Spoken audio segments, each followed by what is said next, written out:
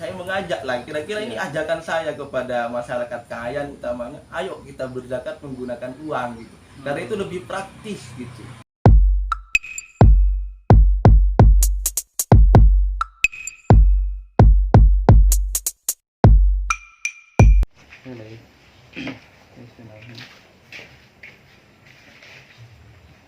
Jadi saya punya salah satu surat edaran dari Bupati Sumeneb begitu teman-teman hari ini, dan nanti akan kita bahas terkait salah satu surat edaran ini juga. Tapi sebelumnya assalamualaikum warahmatullahi wabarakatuh. Waalaikumsalam warahmatullahi wabarakatuh. Selamat pagi teman-teman semua, tetap semangat puasanya karena ini puasa yang tinggal sedikit, tinggal 2 harian. Kebetulan hari ini saya bisa mengontak ini teman saya ya, ini juga salah satu ustadz muda di Kangayan. Jadi hari ini kita akan cerita-ceritalah terkait ya puasa, terkait zakat, karena ini sudah mulai semarak dari kemarin itu banyak yang mulai melakukan zakat ya. Kemudian kita akan bahas juga terkait takbiran begitu sesuai dengan edaran yang Bupati sampaikan. Sebelumnya dikenalkan dulu Mas Ustadz saya manggilnya ya. Iya Mas Ustadz ini. Ya, nggak usah panggil Ustadz, panggil Mas aja. Panggil Mas ya. Iya. Namanya Mas. Oh, Ya, namanya. teman-teman. Nama saya itu Romzi Khairi. Romzi Khairi. Ya, itu sebagai apalah, sebagai doa lah mungkin. Karena arti dari Romzi Khairi itu artinya adalah isyarat kebaikan. Ya. Sekalipun sampai sekarang saya masih belum memberikan isyarat kebaikan kepada semuanya. Nggak, tapi sesuai namanya sudah ya. Kan ya, karena di banyak hal ini juga sekedar informasi, Mas Ramzi ini seringlah bareng di kita ini, sering ngaji bareng. Kebetulan di bulan puasa ini beliau pulang sebelum kemarin di mana di anunya, domisilinya maksudnya tinggalnya. Kalau enggak di Kangen sampai kemana, karena sering hilang teman-teman. Ini sering hilang ini, kadang ada di Kangen, kadang enggak ada. Dan saya hanya kadang cari-cari angin segar di luar gitu kan. Di luar. Ya, karena dunia itu kan luas, sehingga biar tidak kemudian apa yang kita lakukan itu dianggap sebuah kebenaran satu-satunya gitu. Iya. Ya, tapi saya lebih banyak ya berdomisili ya di pondok pesantren Salafiyah Safiyah. Sukorejo ya? Ya, walaupun di sana ya saya cuma numpang tidur, ya kerjaannya hanya ngopi doang gitu. Ya. Kalau sampai ngopinya malam dan kental ya. Ini banyak ilmu yang bisa kita pelajari, bisa kita serap. Jadi Mas Romzi ini ya aslinya Kangayan ya. Ya. Aslinya Kangayan dan dia mondok. Kalau dulu mondok, sekarang masih mondok ya? Ya, masih mondok. Insya Allah doakan saja nanti bulan 6 kita sudah wisuda insya Allah. Amin. Nah, tapi tesisnya masih belum dikerjakan sama saya. Iya, semoga cepat selesai lah. Doakan teman-teman supaya bisa tesisnya selesai, Mas Ramzi bisa pulang ke Kangayan, karena saya yakin sangat dibutuhkan sekali di Kangayan ini. Orang-orang seperti Mas Ramzi ini iya banyak sebetulnya di Kangayan, cuman yang mau berkecimpung turun untuk ke kita yang muda-muda ini ngasih pemahaman kurang begitu. Jadi ini Mas Ramzi, kemarin tadi malam di salah satu grup WhatsApp kecamatan itu ada himbauan begitu dari Bupati ini tertanggal 27 April 2022 terkait dengan panduan Hari Raya Idul Fitri. Ya, ini sebetulnya mungkin dari dulu sudah ada ini panduan untuk melaksanakan Hari Raya Idul Fitri. Maksudnya bukan tata cara melakukan hari raya mungkin ini, karena ya kita paham lah, Islam mesti ngerti ya. Ini untuk takbiran bahwa dilakukan di musala atau masjid atau di rumah, dan himbauannya tidak diperkenankan untuk melakukan takbiran sepanjang jalan atau istilahnya takbiran keliling. Nah, yang mau saya tanyakan di sini, takbir itu bagaimana sih seharusnya kalau menurut pemahaman Mas Ramzi ya, katakanlah di Islam begitu, secara hukumnya dan yang lain-lainnya lah.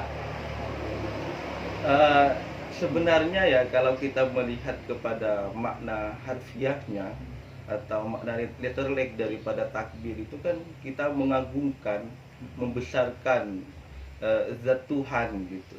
Sehingga dengan itu kita kemudian menyadari bahwa kita adalah hamba yang tidak ada apa-apanya, hamba yang rendah gitu, yang besar hanya Tuhan. Itu yang sebenarnya.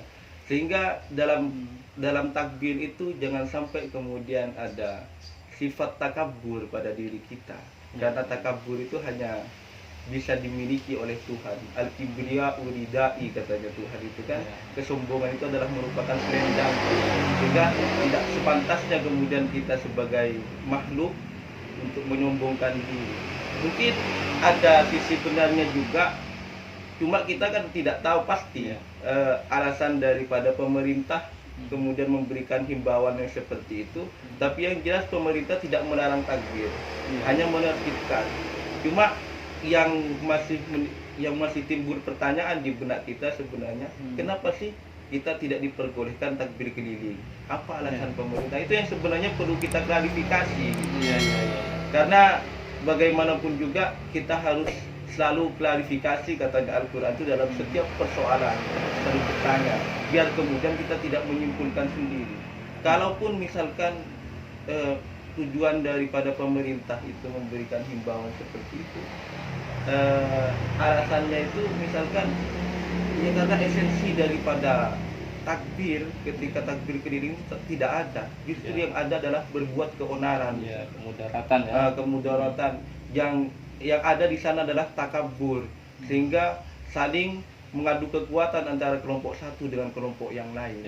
Sehingga dari itu kemudian kami sebenarnya kemarin sudah berinisiatif dengan teman-teman. Ini sempat dilaksanakan satu kali saja. Karena kita tidak bisa kemudian untuk melarang mereka itu untuk melakukan takbir, karena sesuai dengan versi mereka. Mereka ingin mencurahkan kebahagiaan sesuai dengan versinya. Karena memang malam hari raya itu kan malam kebahagiaan. Jangan sampai kemudian ada orang yang susah pada malam itu gitu. Cuma kebahagiaan itu yang harus kita batasi sesuai dengan real syariat gitu kan. Sehingga kami kemarin mengatur bagaimana ada istilahnya pawai obor, sehingga yang menjadi penilaian kan sebenarnya kan juga yang menjadi jurinya tahun-tahun 2000 berapa itu sebelum pandemi 2018 kayaknya. 2018 memang pernah ada takbiran yang dilakukan di Kecamatan Kangayan itu, tapi bentuknya dilombakan sehingga tertib lah. Karena sebelum-sebelumnya orang takbiran itu ya terus terang saja kalau di Kangayan ini anak-anak muda itu bukan takbiran yang dilakukan, tapi trek-trekan, bunyi knalpot dan sebagainya. Nah, mungkin berawal dari situlah pemerintah ini mengeluarkan terkait panduan bagaimana sih harusnya bertakbir ini. Itu mungkin terkait juga karena di sini tidak dijelaskan. Kalau tahun kemarin dijelaskan terkait dengan pandemi. Nah, kalau hari ini tidak dijelaskan ini karena pandemi atau apa, tapi mungkin melihat kalau takbir keliling itu utamanya kalau di Kangayan ini ya, menurut saya bilang ini sudah banyak mudaratnya kalau modelnya yang trek-trekan, nyaring lomba siapa sih yang paling nyaring bunyi knalpot motornya gitu. Nah, itu kalau di Kangayan sepengalaman kita. Jadi dengan adanya ini saya rasa ya cukup baik lah. Tapi kalau misalkan ya seperti dikatakan Mas Ramzi tadi ya, jadi pemerintah ini tidak melarang takbiran, hanya mungkin menertibkan saja. Yaitu Mas Ramzi. Oke, ini terkait hal takbiran mungkin teman-teman sudah clear ya. Jadi bisa dipahami dan ya kalau sifatnya nanti mudarat lah ya Mas Ramzi untuk melakukan takbiran, nggak usah takbiran begitu keliling dengan bunyi knalpot yang nyaring lah. Cukup di masjid atau di rumah saja takbiran, sama yang penting kita bisa menunjukkan rasa bahagia kita ya. Kemudian ini yang beberapa hari ini sudah dilakukan ini zakat gitu. Jadi yang perlu kita tanyakan di sini ya mungkin ya banyak lah yang tahu sebetulnya ini, cuman biar kita lebih pemahaman lebih dalam lagi ya terkait zakat ini. Sebetulnya kalau zakat itu ada berapa sih Islam sih? Model-model zakat itu kalau di Islam. Sebenarnya secara umum kan zakat itu ada dua. Ada dua ya. Ada istilahnya zakat mal, zakat harta, ada zakat fitrah.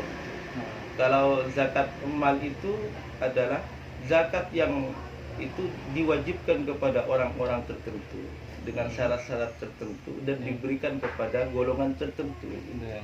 Jadi tidak semua kena kewajiban mengeluarkan zakat mal itu. Mungkin kalau di sini yang punya kewajiban di sana kira-kira Bang Pula lah kira-kira.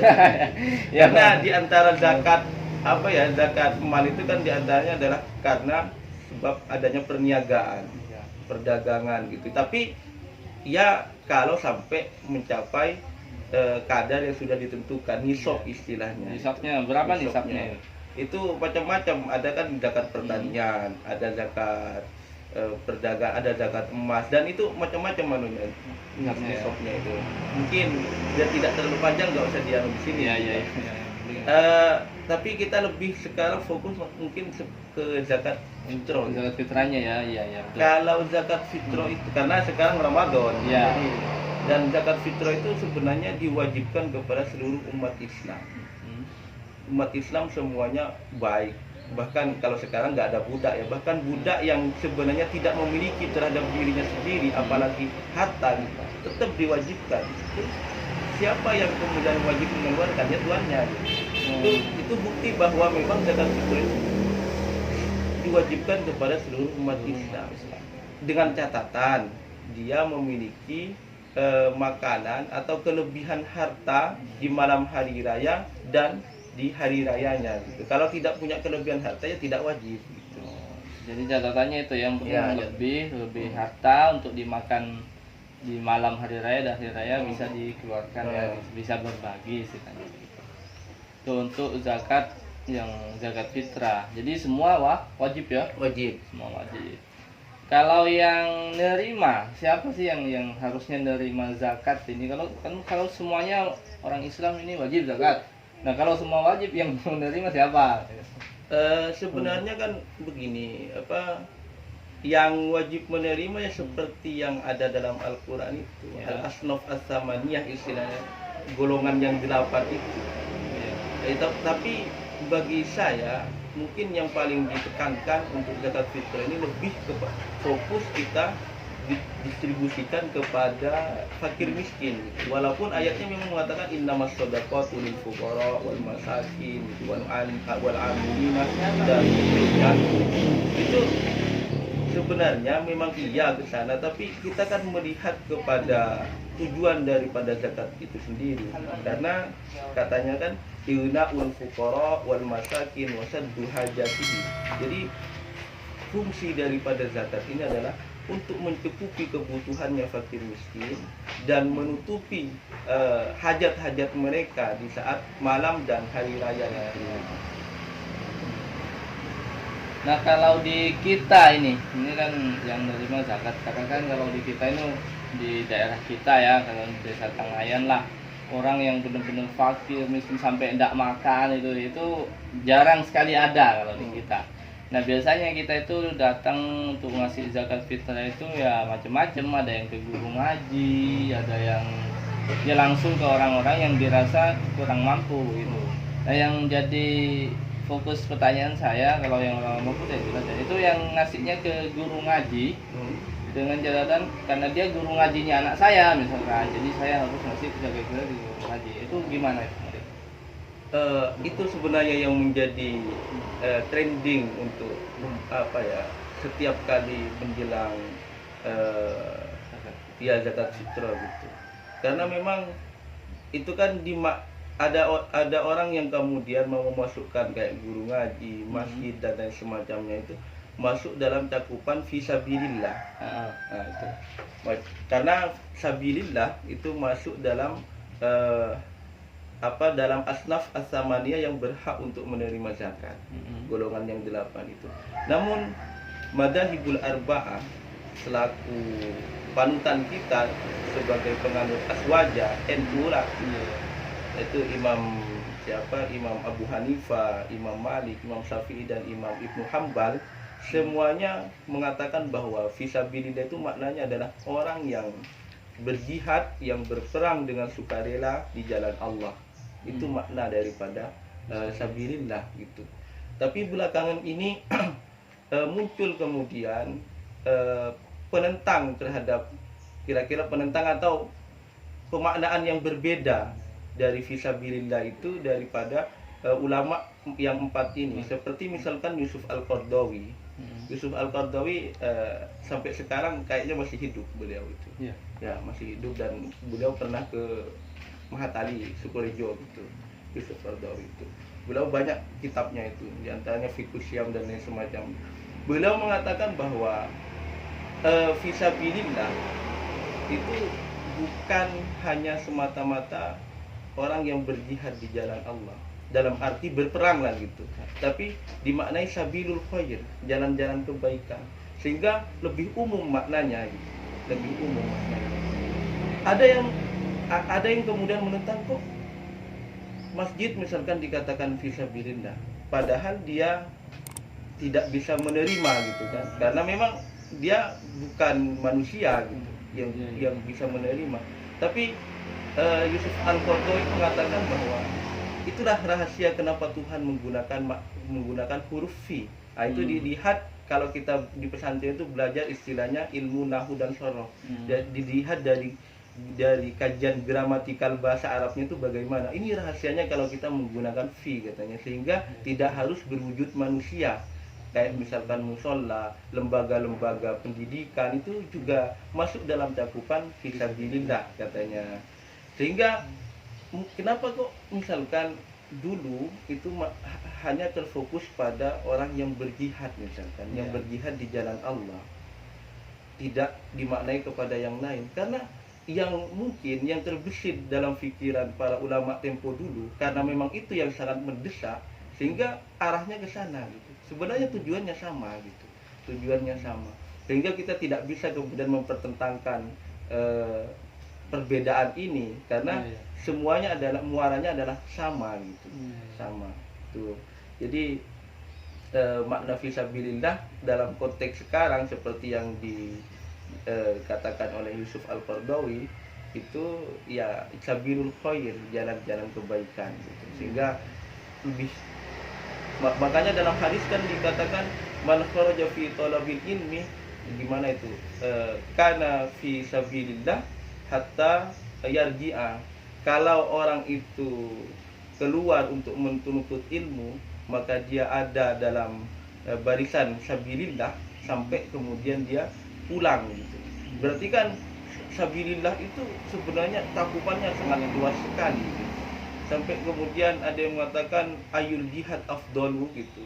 Jihad apa wahai Nabi yang paling utama? Kemudian dijawab bahwa kalimatu haqqin inda sultanil jair.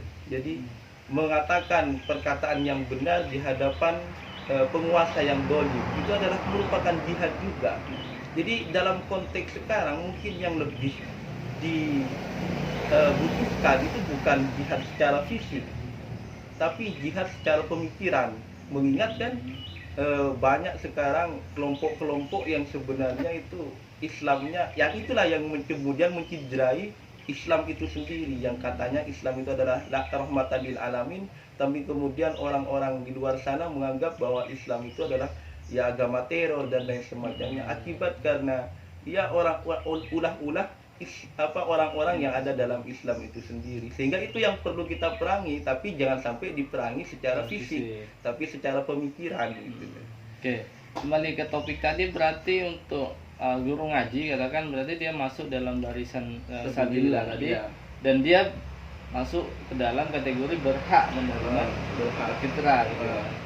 Ya, jadi itu karena memang kalau di kita ini terus terang saja banyak kalau zakat fitrah itu ngasihnya ke guru ngaji, karena memang mau mencari orang yang benar-benar fakir di sini itu ya bukan sulit sebetulnya, cuman jarang ada orang yang benar-benar fakir, sehingga ya kita ngasihnya ke guru ngaji.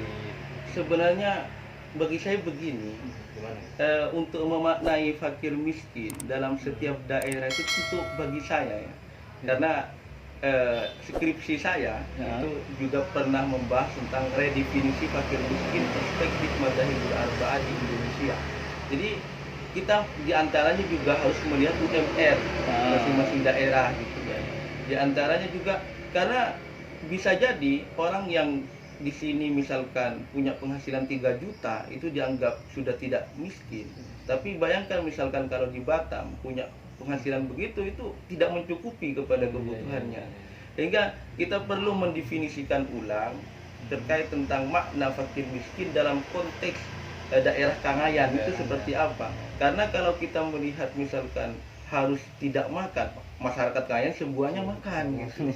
Sehingga bagi saya yang lebih relevan dalam konteks Kangayan secara lokal gitu dan Kangian secara umum itu bukan lagi menggunakan beras dalam zakat fitrah, tapi menggunakan uang gitu. Jadi bisa ya, ini kan kalau pengertian kita nih, saya kan pengertiannya ini pokoknya kalau zakat fitrah itu harus menggunakan bahan pokok makanan yang misalnya kalau kita beras ya, untuk beras gitu, karena itu makan bahan pokok kita ya, kita kan zakat fitrah menggunakan beras. Tapi kalau misalkan dengan uang itu tadi seperti disampaikan Mas Ramsi, berarti bisa ya? Bisa. Ya. Walaupun memang begini, itu masih ya biasalah perbedaan pendapat itu hal yang biasa gitu kan. Yang nggak biasa itu ya bagi mereka yang kagetan aja gitu. Jadi sebenarnya kalau imam yang tiga jumhurul ulama seperti misalkan Imam Syafi'i, Imam Malik dan Imam Ibnu Hambal itu memperbolehkan zakat fitrah itu menggunakan kutul balad istilahnya, makanan pokok daerah setempat, tidak harus yang ada di dalam teks hadis itu, karena teksnya kan mengatakan harus gandum misalnya, harus kurma dan lain semacam, karena itu memperhatikan kutul balad di daerah sana gitu Nabi. Sehingga dari sana kemudian yang tiga ulama besar ini mengatakan bahwa boleh menggunakan kutul balad, berarti dalam konteks Indonesia kita boleh menggunakan beras. Kalau misalkan di Eropa kalau misalkan makan makanan pokoknya adalah roti ya pakai roti gitu. Tapi di sisi yang lain itu ulama itu tidak boleh menggunakan uang. Nah, yang tiga ini.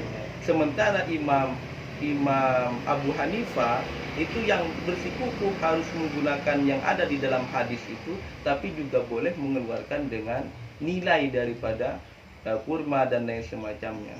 Nah, sekarang pertanyaannya, berapa yang wajib kita keluarkan gitu kalau kita menggunakan uang gitu kan ya.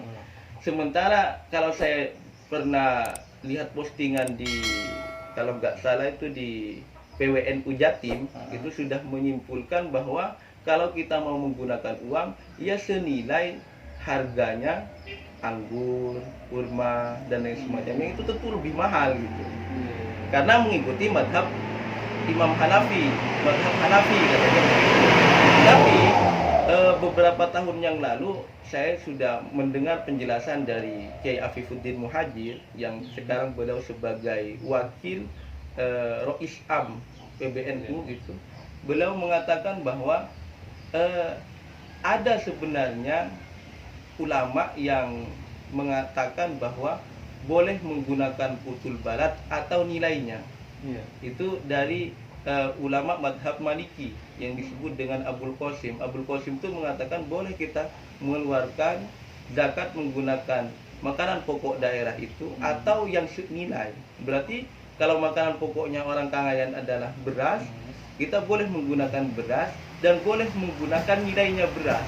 Berarti kalau misalkan beras itu adalah harganya 10, sementara misalkan yang wajib dikeluarkan 2,5 kilo atau 2,7 gitu. Kan 3 kilo lah. Nah, tanggaplah 3 kilo, berarti 30.000 yang wajib kita keluarkan gitu. Karena sesuai dengan, ya lebih nggak apa-apa ya, asalkan jangan kurang gitu. Ya itu. Dan karena memang kalau menggunakan uang ini lebih praktis. Kalaupun misalkan ada orang yang tidak punya beras, katakanlah begitu, walaupun jarang sekali gitu kan, mungkin kan nggak punya beras karena nggak beli aja gitu, bisa menggunakan uang tadi. Tapi kalau misalkan dia sudah punya beras, punya dan lain semacam, barangkali dia nggak punya ikannya gitu, sehingga ini bisa digunakan untuk beli ikan. Karena bagaimana fakir miskin ini benar-benar berbahagia di waktu itu. Bayangkan misalkan kalau misalkan setiap fakir miskin itu dikasih uang 200.000 per fakir miskin misalkan dari pendistribusian zakat ini kan bisa digunakan untuk di bajunya anaknya misalkan kalau nggak punya baju gitu. Karena ya makna daripada izna'ul fuqara itu kan cakupannya umum, tidak hanya pada persoalan perut saja gitu, tapi juga pada persoalan pakaian, karena memang fakir miskin itu juga pengen beli baju baru dan lain semacamnya. Sehingga saya mengajak lah, kira-kira ini ajakan saya kepada masyarakat Kangayan utamanya, ayo kita berzakat menggunakan uang gitu, karena itu lebih praktis gitu, lebih praktis. Dan ini sudah diamini oleh wakil ketua, wakil Rois Am PBNU, Rois Am PBNU Haji Afifuddin Muhajir. Beliau itu adalah pakar usul fikih. Jadi itu teman-teman ya, jadi selama ini pemahaman kita kalau zakat itu hanya makanan pokok, itu sebetulnya bisa digantikan dengan nilai dari makanan pokok itu, yaitu bisa bentuk uang. Karena memang kalau sebetulnya sangat-sangat bagus sih kalau Kangayan itu misalkan menggunakan uang, karena memang kalau di Kangayan itu orang yang tidak punya beras itu kan jarang ya, karena pasti semua punya beras, sehingga kalau mau menggunakan uang itu malah kalau menurut saya malah lebih baik, karena mungkin dia punya berasnya seperti yang tidak punya ikannya, atau bisa uang dari zakat fitrah ini digunakan untuk membeli sesuatu kebutuhannya, misalkan pakaian anaknya atau misalkan ya yang lainnya kebutuhan dari yang menerima zakat ini, begitu Mas Hamzi.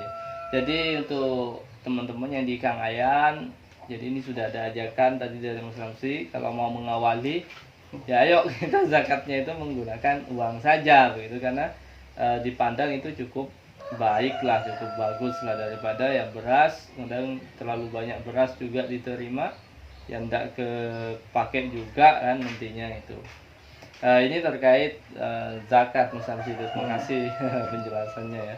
Kemudian yang ini terakhir, ini terkait dengan kemarin kaum ibu-ibu ini saya yang ditanya kemarin. Saya kan kurang paham juga ya, Pak istri kan sempat nanya itu juga kemarin. Saya kan memang tidak latar belakang pesantren ya, dan agama saya tidak terlalu mendalami.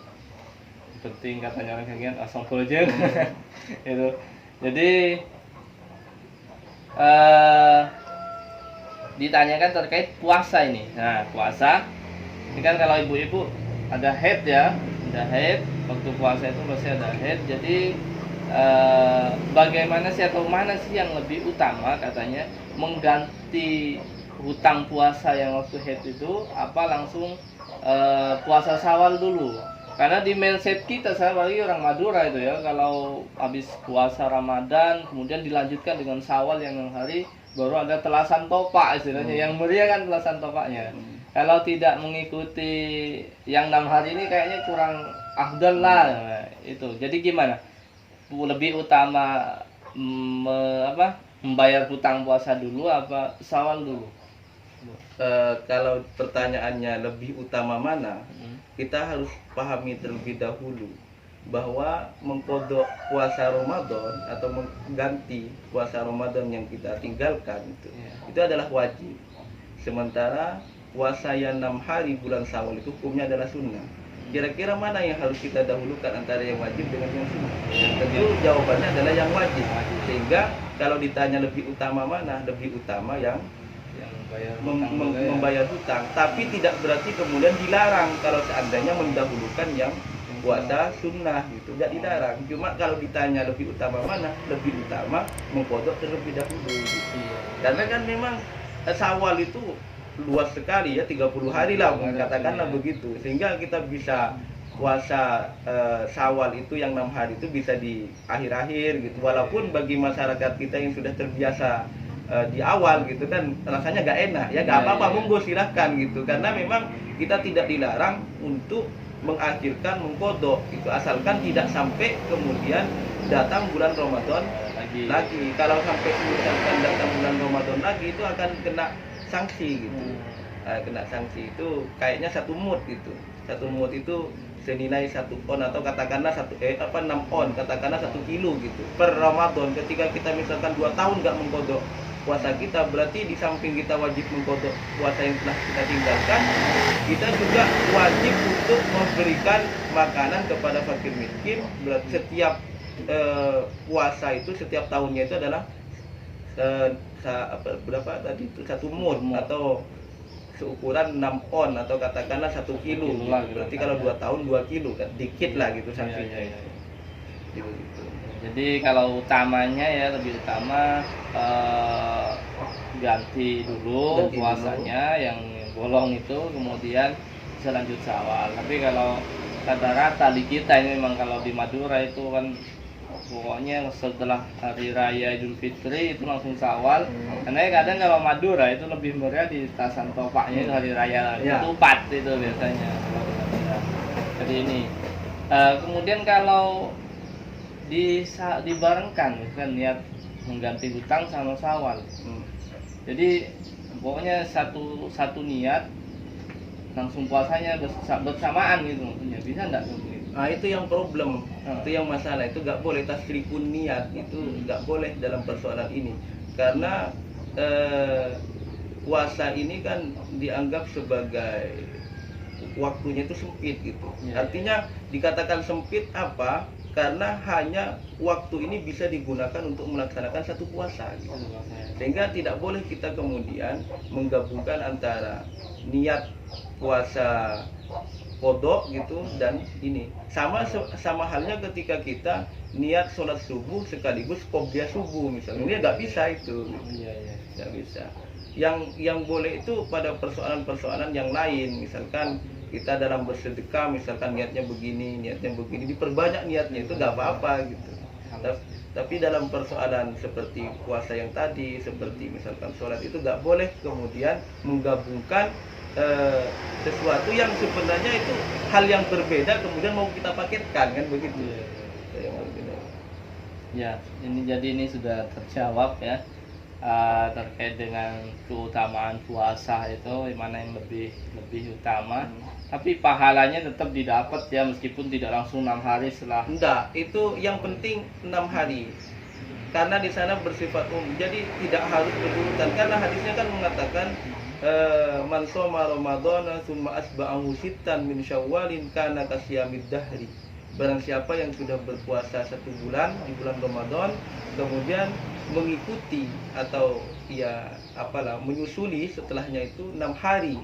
6 hari di sini kan terserah gitu, yang penting 6 hari di bulan Syawal, maka kana kasyamid dahri, karena maka sama puasanya seperti berpuasa 1 tahun gitu.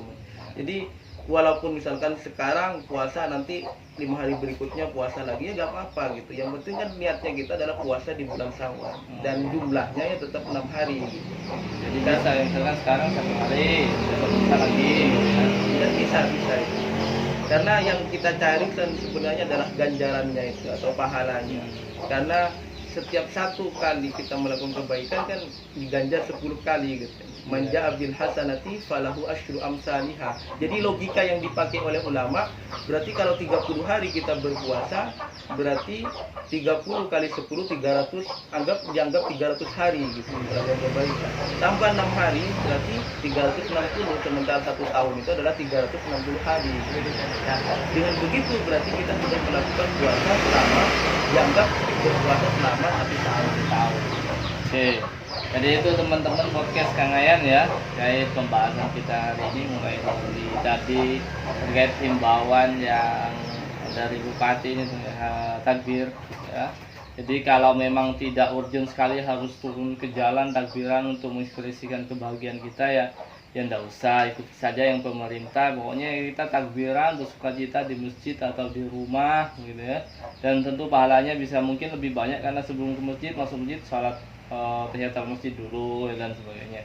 Nah kalau di jalan itu kadang memang kita tidak bisa mengontrol. Mungkin kita yang mau baik-baik, teman-teman kita nanti yang bawa motor dengan knalpot brong ya. Jadi tadi sudah dijelaskan juga secara via bagaimana sih harusnya bertakbir itu sama Mas Ramzi. Kemudian untuk zakat fitrah mungkin ini bisa sedikit menjadi pengobat dahaga pertanyaan-pertanyaan ya dari saya sendiri khususnya ya, kemudian mungkin dari teman-teman yang kurang paham terkait zakat. Kemudian ini ada pertanyaan titipan dari ibu-ibu kemarin juga terkait puasa itu. Jadi semoga podcast Kang Ayan ini bisa memberikan sedikit jawaban untuk teman-teman yang ada di yang suka begitu melihat atau belajar menggunakan HP, mencari tahu Islam menggunakan HP. Jadi silakan ditonton podcast Kang Ayan ini. Jadi jangan setengah-setengah ya biar paham. Jadi silakan ditonton dari awal sampai akhir. Dan juga teman-teman jangan lupa untuk silakan share video ini kalau dikira bermanfaat, kemudian like dan subscribe. Sekian, terima kasih Mas Ramzi ya. Terima kasih atas kehadirannya. Ini baru pertama kali saya mengundang. Biasanya kalau sebelum-sebelumnya saya ini mendatangi begitu ya. Jadi karena ini tadi saya tidak ngerti harus masak ke rumahnya Mas Ramzi. Jadi saya ngajak kesinilah ngobrol-ngobrol di grup santai aja saya. kalau sama-sama muda, jiwa-jiwa muda memang begitu. Iya. Oke, terima kasih Mas Ramzi. Siap. Atas kehadirannya. Sekian teman-teman podcast. Assalamualaikum warahmatullahi wabarakatuh. Waalaikumsalam.